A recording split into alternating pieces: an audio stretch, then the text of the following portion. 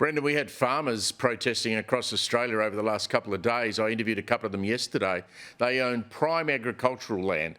It supports sheep flocks, cattle herds. They grow wheat and barley on these farms. They're going to drive straight through the middle of these places with massive transmission lines because the current grid in Australia can't cope with the energy that is going to be produced by sun and solar and wind. These poor buggers are going to lose generational properties, and now they're saying, well, we're going to lock our gates. You're not going to do it. We're not going to let you come and do this. So this whole notion of getting to zero within 30, 40 years, it's just not going to happen, mate. It's not going to happen. I'm fully on the side of the Aussie farmers who are protesting. I like the fact that they turned up in the city in their tractors and their trucks to make their point.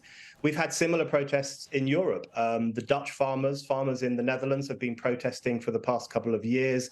Irish farmers are currently up in arms because they're under pressure to slaughter 200,000 cows in order that Ireland might reach its net zero targets. What we essentially have in Ireland is the return of animal sacrifice, the sacrifice of animals to appease the gods of weather. That's essentially what's happening with this net zero demand.